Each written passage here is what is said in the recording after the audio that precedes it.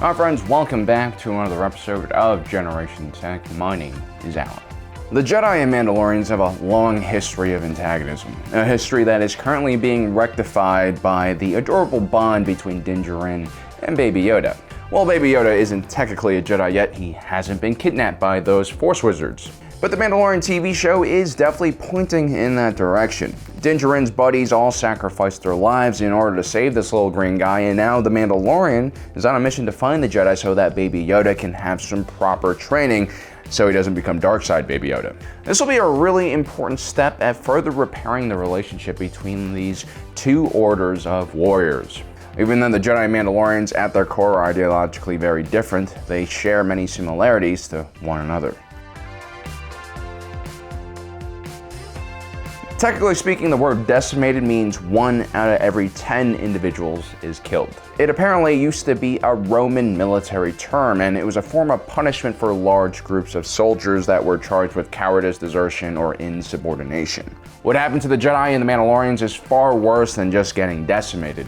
The Jedi, for all intents and purposes, ceased to exist as an order after the execution of Order 66 in Operation Nightfall. Close to 99% of the thousands of Jedi that served the Republic were killed within 24 hours of Palpatine's order, and the handful of survivors who made it out alive were forced underground and were terrified to continue practicing their sorcery and witchcraft. Order 66 was probably one of the most successful mass executions ever carried out in Star Wars history, and it ultimately forced the Jedi that survived to undergo some very serious inner reflection.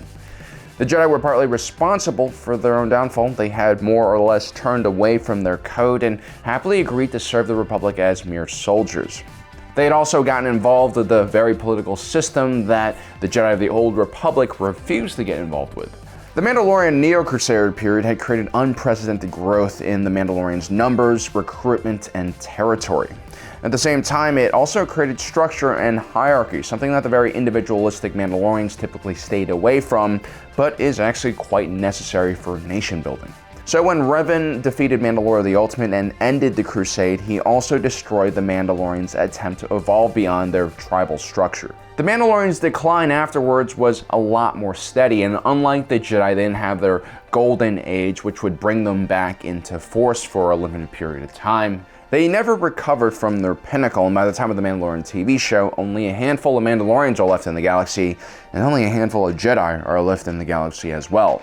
Both groups are on the verge of extinction.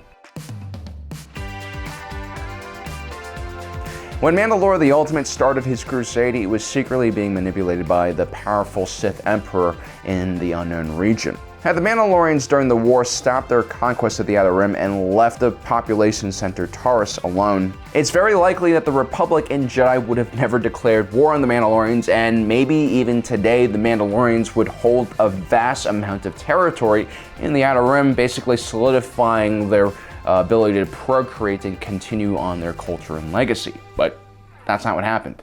Bloodlust and power ultimately blinded Mandalore the Ultimate, which made him overreach way beyond his people's resources and capabilities. Prior to him, Mandalore the Indomitable was defeated by the Sith, which in turn subjugated his entire people to the Sith cause. This forced the Mandalorians to fight on behalf of the dark side during the disastrous Great Sith War. In both cases, the Mandalorians suffered greatly because their leaders were either manipulated or defeated by the Sith, and the Mandalorians were kind of forced to follow the Sith's very destructive nature. It was relatively easy for Sith Lords to prey on the Mandalorians' love for battle, violence, and warfare. Now, later on in Mandalorian history, former Sith Lord Maul would overthrow the new Mandalorian government, which stopped any real attempts by Mandalorians to rebuild their planet and society in a peaceful way. And then during the Galactic Civil War, Emperor Palpatine would carry out the Great Purge, which would basically, I don't want to say decimate again, but decimate what was left of their people. The Jedi and the Sith, on the other hand, had a more direct and antagonistic relationship. They were, in many ways, two sides of the same coin. Many of the greatest Sith Lords in history started out life as Jedi and then fell from the Order. The first Sith were actually basically just Jedi exiles. Now, after thousands of years of conflict, the Sith eventually went into hiding during what is known as the Rule of Two era. From the shadows, they would plot and slowly corrupt the Jedi from within until they were so blind that they never saw Order 66 coming. And so while the Jedi and Mandalorians have fought against each other throughout history and are classified as kind of eternal enemies, they actually share a common enemy that's an even greater threat: the Sith. Throughout the history of the Jedi Order, recruitment standards would vary depending on the circumstances of the galaxy and who was in charge of the Jedi Council.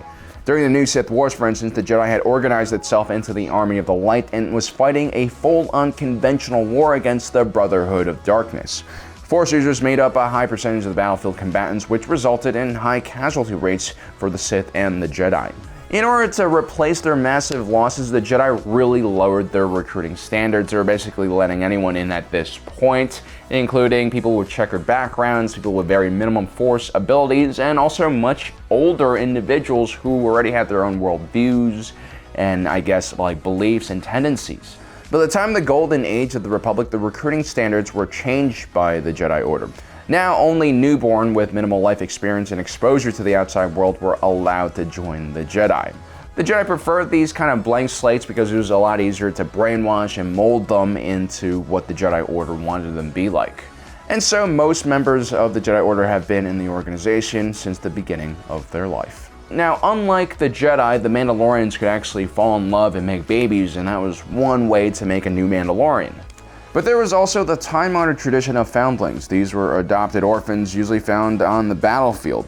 Sometimes the Mandalorians were actually responsible for orphaning those children in the first place by killing their parents, but it didn't really matter in the grander scheme of things, because Mandalorians were oath-sworn to not abandon children and leave them to their fate.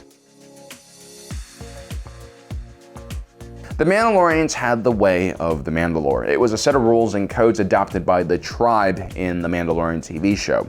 These rules involved all sorts of things like not removing one's helmet in the presence of others, aiding fellow Mandalorians when they needed help, along with the not abandoning children to their fates rule that we just talked about, and many other rules. The Mandalorians actually have a very long history of creating edicts and rules like this. The true Mandalorians had the Super Commando Codex, which outlined proper mercenary behavior in order to protect the Mandalorian brand amongst clientele. The Codex was a continuation of the Canons of Honor that the Mandalorian Crusaders and Neo-Crusaders followed. The Canons of Honor actually came from the Resolunaire, which were the 6 main tenets of Mandalorian law. These rules were important for the Mandalorians because they were an ethno-linguistic culture that was not unified by race or even home planet, but instead by their language and shared value. The Jedi Order also had a famous Jedi Code. Most of you can recite it. Like the Mandalorians, their members came from all walks of life and needed a system of beliefs that could unite them. The Jedi Code is more of a religious mantra though, and it guides the Jedi with philosophical statements rather than concrete rules. The original version of the code goes as follows. There is no emotion, there is only peace. There is no ignorance, there is only knowledge. There is no passion, there is serate. There is no chaos, there is harmony. There is no death, there is fossa.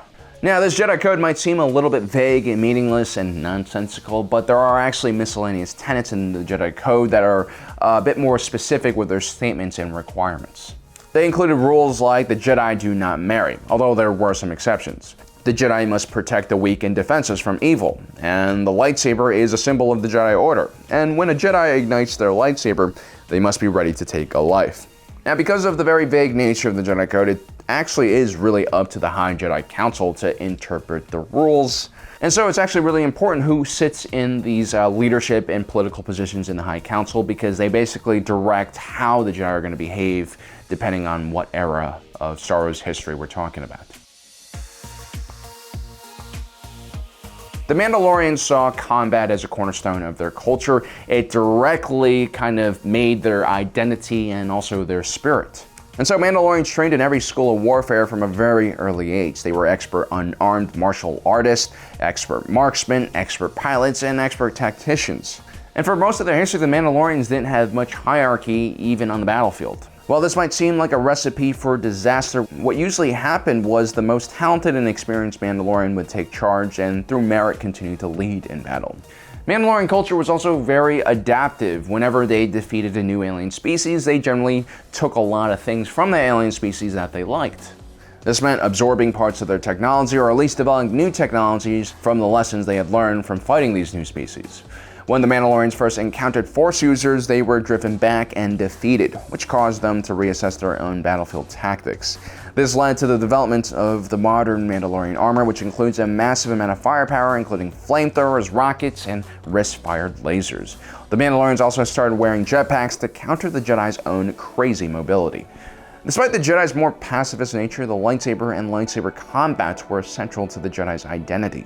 From a young age, Jedi younglings were trained to understand how to wield these energy weapons and supplement their attacks by using the Force. You see, just having Force sensitivity alone won't make you a great combatant. You have to train, and hone your skills to really get to the level of some of the more talented individuals in the Order, like the Jedi Knights, Anakin Skywalker or Jedi Master Mace Windu. And so a Jedi must undergo decades of training both in martial and mental prowess in order to take full advantage of their weapons and abilities. So there you have it, guys. Jedi and Mandalorians, they might be enemies in the longer course of history, but it seems like, at least in the Disney era, they're becoming closer and closer, and I think eventually they will become allies, because there's not much of either of them left, and at this point, they probably need to find some friends. Let me know in the comment section below what you think about this unholy alliance between these two groups. Also, don't forget to subscribe and hit that notification button down below so you don't miss out on the rest of our awesome content. And as usual, thanks for joining us today. If you're watching this, you are Generation Tech.